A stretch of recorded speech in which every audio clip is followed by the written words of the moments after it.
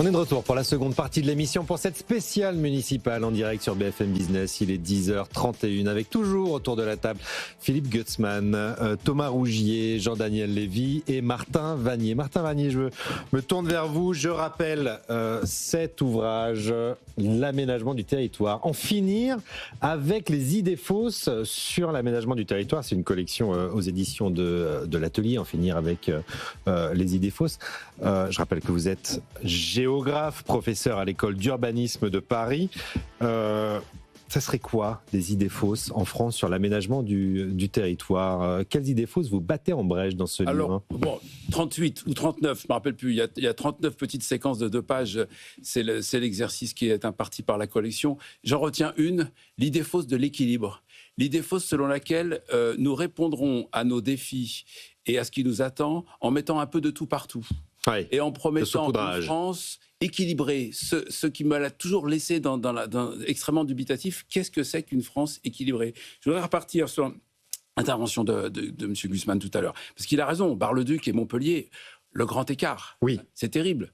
Ce qu'on vient de vivre sur, on va dire, 2 générations, parce que Bar-le-Duc fut une cité florissante, alors sans remonter au XVIIIe siècle, c'était une très très très belle petite ville, pendant que Montpellier était à peine plus grosse d'ailleurs. Bon, en toujours est-il qu'on a l'impression que l'écart est abyssal et qui s'est creusé, et c'est pas qu'une impression, c'est la réalité des chiffres. Mais dans quelle société vivons-nous à laquelle on pourrait dire aujourd'hui, on va rééquilibrer ça comme sur des plateaux, et puis on va prendre des Montpelliérains pour les mettre à Bar-le-Duc. Enfin, on comprend très bien que la réalité géographique de notre pays correspond aussi à un fonctionnement sociétal, économique, à des aspirations, à une montée très forte des aspirations individuelles, au choix résidentiel des Français, et donc on occupe le pays comme on a envie de l'occuper. La vraie grande question, elle est en sous-titre du bouquin, c'est dans quelle France voulons-nous vivre? Et la réponse, elle n'est pas équilibrée. La réponse, vous l'avez dit aussi, messieurs, elle est extrêmement éclatée. C'est-à-dire qu'en réalité, vous pouvez prendre 10 Français ici dans cette pièce, vous aurez 10 réponses différentes sur dans quelle France, à quel âge réponds-je à cette question, avec quel statut social, dans quelle histoire familiale, dans quel projet professionnel, etc. C'est magnifique, il faut se le raconter comme ça. Nous avons une société qui a envie d'habiter son territoire de façon très différenciée et qui, par conséquent, pourrait aussi bien demain faire le choix de Bar-le-Duc, très, très jolie cité, Bar-le-Duc, Montpellier, évidemment plein d'avantages, mais coût d'accès un peu élevé, et donc arbitrer comme ça, ménage par ménage, toute une série de solutions. La vraie question, c'est comment on donne des capacités aux ménages en question et aux territoires qui les accueillent, de se rendre disponibles dans ce qui est finalement une sorte de marché géographique, il faut bien l'appeler comme ça. Oui. Marché public de préférence, marché privé aussi, marché de l'emploi, marché résidentiel, oui. et marché des services. J'ai envie de dire, on a envie d'habiter là où il y a de la prospérité aussi, Martin Vanier, c'est-à-dire on a un accès au logement, où on a du boulot et où on peut vivre à peu près en sécurité. Du boulot, 30% de retraités, du boulot. C'est vrai, et cette part va augmenter de plus en plus. Et oui, 17 millions de retraités. Et ils pèsent lourd. C'est vrai. Vous vous rendez compte? Et puis, l'effervescence, c'est-à-dire se trouver là où ça se passe, très important pour les jeunes ménages rentrant sur le marché du travail, bien sûr, et donc cause majeure de la croissance des villes, qui ne vont pas s'arrêter de croître dans la prochaine génération, ce qui est plutôt une bonne chose. Mais après, il y a d'autres aspirations, d'autres trajectoires, d'autres comportements, des gens qui sont dans une forme de retrait, mais au sens positif, mettre un peu à distance, au calme, loin d'eux. Il y a même ceux qui recherchent la déconnexion. Oui. Donc voilà, je pense qu'il ne faut pas s'effrayer. Alors bien sûr, on entend le discours de la fragmentation, d'une société qui explose. Ça, c'est vrai. L'archipélisation de la France, on la constate. De Jérôme Fourquet, bien sûr. C'est ça l'objet politique qu'il faut travailler. C'est saisir cette société dans sa multitude d'aspirations pour continuer à l'aider à vivre ensemble. Sinon, effectivement, on ne fait pas une France, on en fait 50. Alors évidemment, ça passe par une politique publique d'aménagement du territoire digne de ce nom. Vous dites que ce concept même de politique d'aménagement s'est transformé en un objet politique ces dernières années, avec une importance symbolique forte, mais souvent entourée d'affirmations non vérifiées ou simplifiées. À quoi vous pensez là ? Bon, alors tout le monde a en tête Paris et le désert français. Enfin, je suis désolé de remettre 100 balles dans l'histoire parce que elle dure à mon goût depuis bien trop longtemps. Mais ce genre de choses qui obscurcissent nos lectures, qui sont des héritages sur lesquels il faudrait discuter parce que celui-là est très contestable. Enfin, peu importe, et qui le bouquin datant de 1947, oui. Paris et désert français, Jean-François Gravier, finissent par nous empêcher de penser le monde contemporain qui est le nôtre et les transformations qui sont les nôtres. Un autre exemple, c'est ce... Mais est-ce qu'on n'est pas de plus en plus vers ça, pardon, mais vers la... Alors, c'est Paris et les autres mégalopoles, entre guillemets. Oh, mégalopole. On n'ira peut-être pas, pas jusqu'à, il n'y a pas d'emmêlés. Métropole, en tout cas. Mais à quel niveau acceptons-nous de descendre pour considérer que ce sont quand même des villes structurantes? Après tout, Périgueux, puisque chacun y va de ses souvenirs, Périgueux, La Rochelle, comme métropole, hein, et alors mégalopole, laissons tomber, mais comme métropole, non, parlons plutôt de métropole, effectivement. Il y a pire, vous voyez, ce sont des villes qui, je sais pas moi, Vannes, Saint-Malo... Non mais voilà, mais qui sont attractives, je veux dire. Ces villes-là sont attractives. Alors, c'est pas le cas de Bar-le-Duc, c'est pas le cas de Saint-Dizier, c'est pas le cas de Saint-Dié, c'est pas le cas de Sedan. Et là, on a un problème régional, plus que de strates de villes. Donc, tout ça pour dire que le désert, oui, il y a des poches qui sont, et vous avez raison de le souligner, qui sont aujourd'hui en vieillissement accéléré et pour lesquels on va avoir des vraies questions de déshérence territoriale, absolument. Parce que, pourquoi ? C'est pas qu'il y a un abandon de l'État, etc. Il y a un choix des ménages. Et ce choix des ménages fait qu'à un moment donné, nous allons occuper différemment le pays. Il faut l'entendre et le saisir et en faire une politique plutôt que de s'anéantir devant cette nouvelle répartition du peuplement. Ce sentiment d'abandon, il existe quand même dans beaucoup de régions, de départements et de campagnes en France. Hein, Jean-Daniel Lévy, on a parlé de la diagonale du vide. Il y avait cette idée que quand les services publics fermaient, quand les trésoreries publiques fermaient, moi ça m'a toujours stupéfait, les Français seraient attachés à leur trésorerie publique et quand elles ferment, ils se sentent abandonnés de l'État. Surtout la fermeture des bars tabac en masse. Il y avait d'ailleurs une politique publique de réouverture des bars tabac qui a été mise en place par Emmanuel Macron, me semble-t-il. Mais ce sentiment d'abandon, il existe, Jean-Daniel Lévy. Il existe. Alors, avec des conséquences politiques. Oui, enfin, on peut déjà prendre également deux exemples emblématiques qui sont en général la fermeture d'un bureau de poste et puis également la fermeture d'une maternité et ou d'un hôpital. Quand bien même d'ailleurs, la satisfaction à l'égard du service n'est pas élevée. Et donc ça montre bien la décorrélation qui peut exister entre le regard en tant que consommateur d'un côté et puis le regard en tant que citoyen. C'est-à-dire que en tant que consommateur, j'ai pas rencontré beaucoup de personnes dans les enquêtes qu'on a réalisées qui disaient vivement que j'aille au bureau de poste aller chercher un pli recommandé ou autre. Donc ça c'est pas ça. Mais quand il n'est plus là, en fait, il y a on a de l'absence. Il y a la symbolique. Puis d'ailleurs, en fait, en général, souvent, en fait, le bureau de poste est accolé à la mairie, en fait. Donc, c'est un drapeau national qui se retire, et donc il y a une dimension de symbolique. Et en plus de cela, on sait que, en général, avec la présence d'un bureau de poste, il peut y avoir la présence d'un bureau de tabac, il peut y avoir des personnes qui vont venir des communes environnantes et consommer un petit peu localement, participer du dynamisme économique. Donc, il y a ces aspects-là. Et même sur la question de la maternité, en fait, ce qui est extrêmement intéressant, c'est-à-dire que tous les arguments rationnels entre guillemets qui peuvent être opérés, c'est-à-dire en termes de coûts engendrés, en termes même de sécurité même, et de prise en charge réelle en fait et efficace de la part en fait des maternités existantes ou des petits centres hospitaliers au regard de ce qui peut être construit 20 ou 50 km plus loin, ne fonctionne absolument pas parce qu'il y a également une dimension d'attachement très fort à ce que peut être la maternité, etc. Et avec, dans un pays où l'État s'est construit avant la nation, un attachement très fort justement à la présence de l'État dans les différents territoires et le sentiment qui est un sentiment d'abandon. On peut peut-être ajouter à cela, et puis on avait vu également que tout ce qui a été, parce qu'en fait vous parliez tout à l'heure, métropole, mégalopole, etc., on sait qu'en France, il y a une interrogation sur le nombre qui existe de nos collectivités locales, et notamment de nos communes, si on compare avec l'Allemagne, on n'est pas du tout dans le même niveau. Il y a des chiffres très intéressants d'ailleurs dans votre livre, Martin Vanier. Il y a de très grandes difficultés, on le sait. Population et nombre de municipalités. Des raisons d'identité territoriale à fusionner des communes ou à faire en sorte, on en parlait tout à l'heure, qu'il puisse y avoir des structures qui soient des structures intercommunales plus fortes. Ça n'entre pas aujourd'hui dans le registre. On sait que ça peut être, en tout cas d'un point de vue économique, d'attractivité, de déperdition, d'absence de déperdition de la dépense publique, une des solutions. C'est celle-là, mais en tout cas, c'est une de celles. Elle n'est absolument pas engagée aujourd'hui comme étant une des voies vers laquelle on peut aller. Et même quand vous regardez dans le cas de ces élections municipales, vous ne trouverez quasiment personne qui vont mettre en place des propositions où il va y avoir une réduction du nombre de structures au niveau local. Ce qui se passe à Lyon, ce qui s'est passé à Rennes par exemple, sont des formes d'exception au niveau national, avec, ou éventuellement à Nantes par exemple, sont des formes d'exception par rapport à ce qu'on peut voir au niveau national, où vous allez avoir un empilement qui peut déstabiliser justement les questions d'attractivité territoriale. On rappelle les chiffres, Martin Vanier, que j'ai tirés de votre ouvrage L'aménagement du territoire, dans quelle France voulons-nous vivre.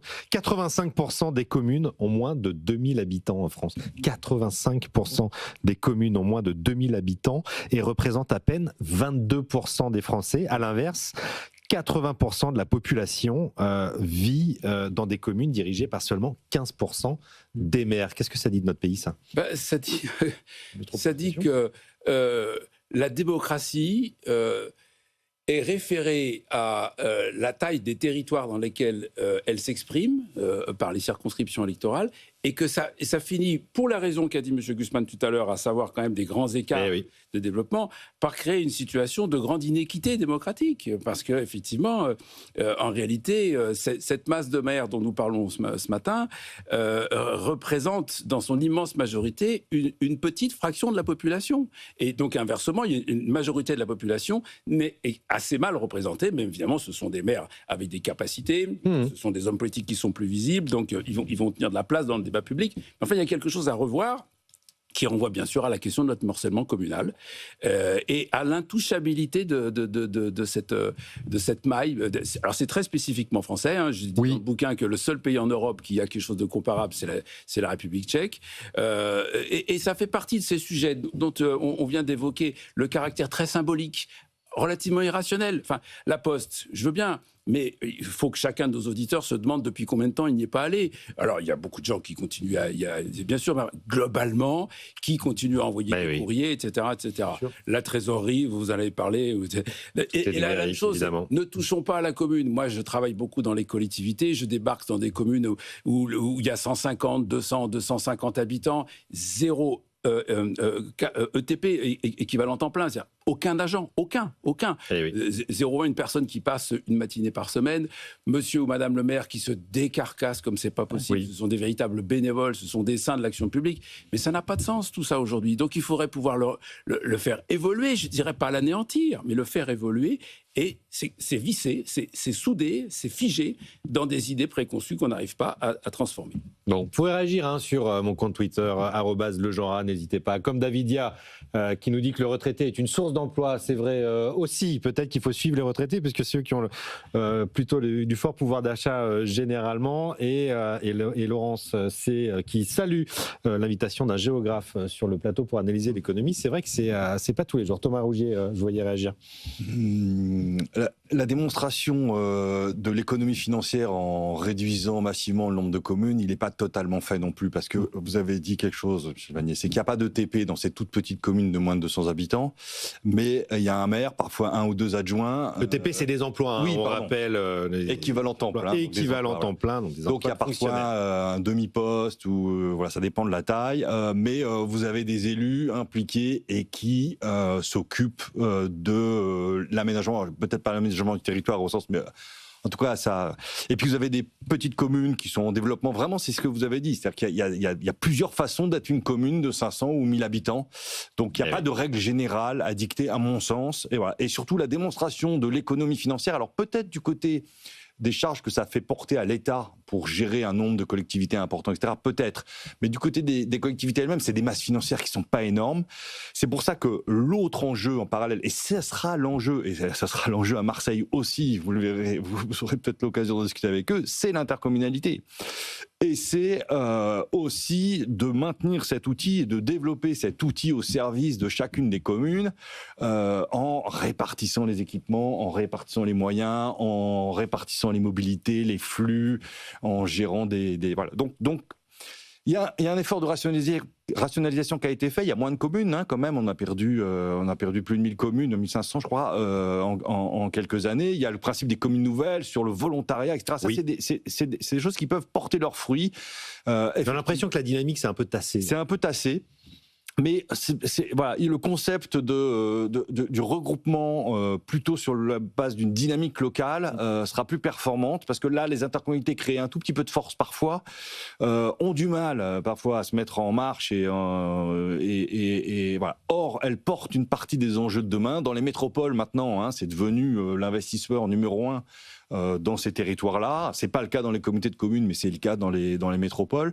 Donc il y a un enjeu intercommunal qui va être peu porté dans les campagnes, mais on va voter pour notre maire, et derrière, il va y avoir l'élection d'un président ou d'une présidente, j'espère, le plus souvent possible, des intercommunalités. Bon, là on parlait des structures institutionnelles un petit peu, on va finir par parler du commerce quand même aussi.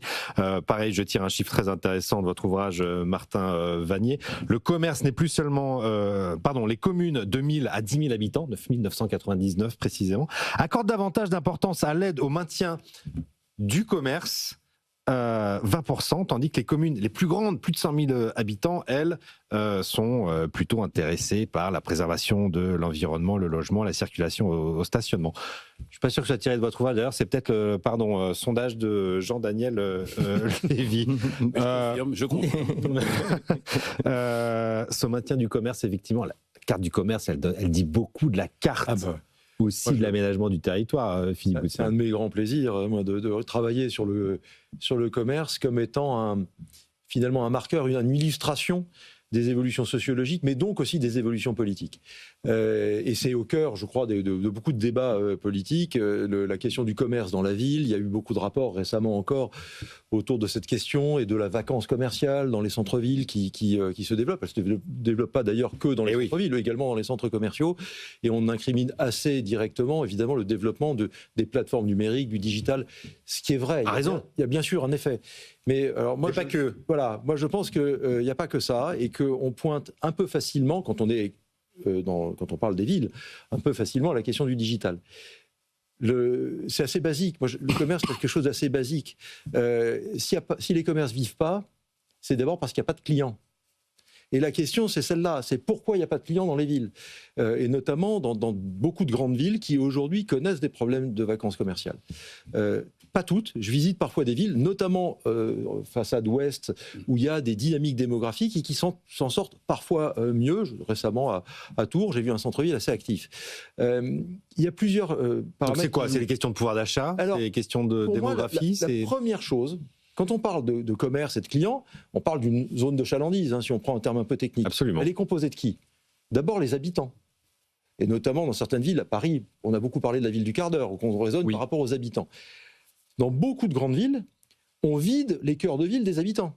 On les vide pourquoi ? On ne s'est pas réveillé un matin en disant on ne veut pas d'habitants. C'est juste que l'évolution des besoins de logement, des normes autour des logements, du coût du logement, fait que les familles, ou même des petites familles, s'en vont. Les jeunes étudiants ne peuvent plus habiter au cœur des villes, souvent c'est trop cher, etc. Donc on perd des habitants dans la ville, donc on perd des clients primaires. Le deuxième élément, j'incrimine beaucoup les municipalités pour ça, et les intercos, on perd des travailleurs, c'est-à-dire des emplois dans les villes. Moi, je suis très frappé. Et ici, sur ce plateau, on est juste à côté du nouveau ministère des Armées. Absolument. C'est récemment 9000 emplois qui ont été déplacés. Donc forcément, ils étaient à côté d'un certain nombre de commerces. Ils se sont déplacés. Le tribunal de Paris, c'est, je crois, 1500 emplois. L'hôpital d'Orléans, de mémoire, je crois que c'est 5000 emplois déplacés. Le commissariat de Strasbourg, déplacé au bord du périphérique, c'est 1500 emplois par rapport à la ville. Donc on enlève des emplois, donc des gens qui consomment au café, la supérette du coin, le resto, etc. Donc on déplace des emplois. Et puis enfin, sans parler des touristes qui concernent beaucoup de villes, mais pas toutes, les banlieusards, les gens qui viennent d'un peu plus loin, qui viennent à la ville. Les villes se sont construites autour des routes, autour des flux. Ces banlieusards, on empêche, on limite leur accès pour des raisons que je comprends et souvent que je partage. On limite l'accès à la ville par les empreintes mises à la voiture, les ZFE, les ZTL, la transformation du parc en électrique. Et donc, on empêche un certain nombre de clients potentiels de venir dans les villes. Et on fait ça depuis 15 ans, au moment même où se développe un outil qui est le digital, qui fait qu'en plus, on n'est plus obligé de venir en ville. On peut avoir tout chez soi sans se déplacer. Donc il faut absolument rendre la ville désirable, le cœur de ville ou le centre commercial, quel qu'il soit, désirable, donc accessible. Donc on y vive une expérience agréable, c'est-à-dire il faudrait que les villes gagnent. On va pas les citer, mais on a certains exemples dont la propreté des villes est parfois très dégradée, dont l'accessibilité est parfois très dégradée. Je ne parle pas nécessairement du métro ou du bus, mais de l'état du métro ou du bus, de l'état des couloirs, du sentiment d'insécurité qui peut exister dans un certain nombre d'endroits, et qui font que vous avez des chalands qui habitent parfois à l'extérieur des villes et qui ne s'y rendent pas nécessairement parce qu'ils sont freinés par ça. Encore une fois, parce qu'ils peuvent avoir tout chez eux. Donc il faut rendre ça désirable. Et c'est pour moi un des axes importants des municipalités à venir, c'est non pas de s'occuper du commerce au sens de je subventionne, j'achète des beaux commerciaux, j'impose tel ou tel type de commerce. Il faut que l'environnement soit attractif, quoi. C'est qu'ils s'occupent de l'environnement, qu'ils fassent en bon jardinier, qu'ils fassent en sorte que les fleurs puissent pousser. Bon, il y a des programmes nationaux de rénovation des cœurs de ville, me semble-t-il. Action Cœur de Ville, bien sûr. Action Cœur de Ville. Grand projet de l'Agence nationale de cohésion des territoires, enfin la grande politique, le grand programme de politique publique qui fonctionne bien ou pas alors ? Oui, qui fonctionne bien. Alors on a un peu tordu le nez au début parce que ça consistait à regrouper des financements qui existaient déjà en les promettant à tout le monde comme des choses nouvelles, ce qui n'était pas complètement juste au plan financier. Je vois mon collègue qui sourit parce qu'il doit pouvoir confirmer. Mais globalement, ça a quand même permis de faire converger les efforts, de redonner des envies, de constituer des équipes d'ingénierie, parce que pour rendre la ville plus belle, pour qu'on ait du plaisir à s'y balader et à consommer, eh ben, il faut mettre de l'intelligence là-dedans. Il faut mettre de la qualité, il faut mettre du projet, il faut mettre de la créativité, etc. Et donc ça ne se décrète pas, ça se travaille. Et je pense qu'Action Cœur de Ville a des belles... alors moi, j'ai une ville en tête, par exemple, qui a beaucoup investi, j'ai travaillé avec elle en ce moment, c'est Arras, qui a beaucoup investi son centre-ville, qui a complètement transformé son centre-ville et qui va continuer à le faire. Et donc là, on voit qu'on peut faire des politiques d'aménagement qui vont dans le sens que vous avez très très bien décrit. Tous les paramètres de l'équation. C'est pas facile quand même, parce que faire revenir des gens dans le centre-ville, après, on sait comment ça peut renchérir les loyers. Mais oui, on sait le coût de l'immobilier aussi, effectivement. Il y a un effet richesse aussi. Pour le commerce, c'est un peu compliqué, etc. Il n'y a pas de projet commercial tout nu. Il n'y a un projet commercial que pris dans un projet urbain. Et ma foi, c'est un très très beau sujet pour vivre ensemble, parce qu'il n'y a rien de plus collectif et commun que ces moments-là. Il suffit d'aller se balader dans une ville française un samedi après-midi. Si c'est bien fait, c'est un chouette moment. Enfin, c'est le Rennais qui parle. Thomas Rougier, je vais y réagir. Pour le coup, sur le vivre ensemble, c'est indéniable. C'est une des missions au cœur, qui devrait être au cœur de cette élection municipale. Bah oui. Alors, on peut parler de sécurité, on peut parler de santé, etc. indéniablement, mais en fait, la mission première, c'est de regrouper une population sur un territoire avec des caractéristiques relativement communes, de proximité. Parfois, c'est un peu étendu. En Outre-mer, il y a des communes qui sont très très grandes. Mais en tout cas, voilà. Mais d'essayer de construire un projet. La sécurité, c'est quand même la première préoccupation des sondés, 45%, plus 5% par rapport à 2020. Non, mais alors là, que ce soit une préoccupation première... Sécurité, santé numéro 2 et les dépenses de la municipalité en 3. Après, nous, on a travaillé sur les dépenses des collectivités en matière de police municipale. On était les premiers à dire que commune interco, c'est environ 2,3 milliards garde champêtre et puis police municipale, voilà, qu'il y avait un enjeu financier, etc. Mais la collectivité commune-intercommunalité n'est pas la réponse au problème de la sécurité. Il est un maillon de la réponse avec l'État. C'est pareil pour la santé. Oui. Vous avez une implication des collectivités avec des impacts financiers de plus en plus nets sur des territoires urbains ou ruraux, sur l'accueil de professions libérales, voire de salariat de médecins pour combler un vide. Donc bien sûr que c'est des sujets préoccupants. Mais le fait de faire communauté, même si on pense pas la même chose, même si on n'a pas vécu la même chose, même si on n'a pas le même âge, c'est au cœur, pour moi, de la mission de cet échelon communal intercommunal. Il faudrait que très rapidement les débats reviennent sur ce sujet-là. Quels sont mes projets et ça peut être des projets très simples, de festifs, de culturel, de sport, de social, mais de mélanger tout ça. C'est une attente de l'opinion publique, ça, parce qu'on est quand même de plus en plus individuels, tous les uns avec les autres. C'est vrai que cet idéal de faire société, on en parle beaucoup, on voit de moins en moins. C'est un vrai idéal. C'est un vrai idéal. En fait, la France n'a pas fait le deuil de pouvoir avoir un destin commun d'un point de vue global et que d'une manière ou d'une autre, en fait, on voit une forme de décorrélation entre les opinions et les comportements. C'est que on peut avoir des comportements à caractère individualiste, mais qu'on va pas tout à fait porter comme étant une forme de fierté de manière absolue, ou des attitudes qui peuvent parfois un peu déstabiliser. Au niveau communal, et on le voit surtout dans les grandes communes, les fait de contourner la carte scolaire, par exemple, ou le fait d'inscrire ses enfants dans le privé plutôt que dans le public, ne régit pas du tout et ne répond pas du tout aux mêmes aspirations que celles qui pouvaient exister au cours des années 70-80. C'est-à-dire que ce n'est pas un côté militant en tant que tel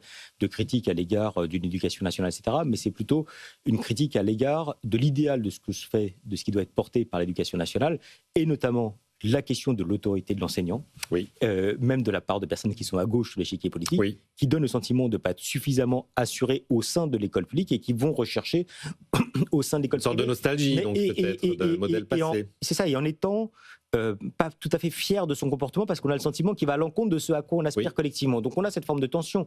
Et puis on ne va pas tout ramener aux JO, mais les JO ont quand même montré que globalement, on avait une France qui, par moment, avait envie d'avoir une forme de fierté, le fait de pouvoir vivre ensemble. Quand vous regardez ne serait-ce que ce qu'étaient les fan zones, en fait, où vous allez vous retrouver dans des conditions qui ne sont pas les meilleures conditions pour voir du sport, enfin, en tout cas par rapport à un canapé et tranquillement devant sa télévision, mais en tout cas de pouvoir vivre de manière collective. Même le cinéma, en fait, on aurait pu penser qu'il serait amené à pouvoir complètement périclité avec la mise en place à l'époque du DVD et aujourd'hui de la VOD, on voit, même s'il y a une transformation du type de consommation de cinéma, des multiplexes, etc., que on va encore aujourd'hui dans des lieux où on peut ne pas être uniquement soi-même, mais être également dans un cadre collectif. Et ça renvoie effectivement à ce que vous aviez indiqué, c'est quelles sont les conditions d'attractivité et quel est le petit surplus entre guillemets, qu'on peut avoir avec ces services et ces orientations qui peuvent être données. Philippe Gutzmann. Oui, alors je crois beaucoup à ce que vous dites. Je pense qu'il faut nuancer un point. C'est que le sentiment, ce que j'observe dans la consommation, c'est qu'effectivement, on a tous cette envie de vivre ensemble, mais on aimerait bien que les autres vivent comme soi. C'est-à-dire que quand on voit la carte, moi je le vois dans le commerce, c'est que quartier par quartier, je raisonne exprès à l'échelle du quartier, on a certaines homogénéités de consommation. En revanche, entre quartiers, entre villes, entre régions, c'est de plus en plus éclaté. C'est-à-dire que, par exemple, les enseignes, les marques qui sont les plus mainstream, qui correspondaient finalement à la grande classe moyenne qu'on a connue de l'après-guerre aux années 2000, sont en train d'être écrasées par des marques très discount ou des marques très premium, très positionnées, et ça se voit à l'échelle des quartiers. Juste une image très parisienne, mais si vous prenez la carte des magasins parisiens, les Biocoop sont au nord-est, les Monoprix sont à l'ouest, et les Lidl sont sur les boulevards des Maréchaux. Donc c'est très, très, très marqué géographiquement. Et ensemble, mais avec un peu d'entre-soi aussi. Ce sera le mot de la fin de cette émission passionnante. Merci beaucoup.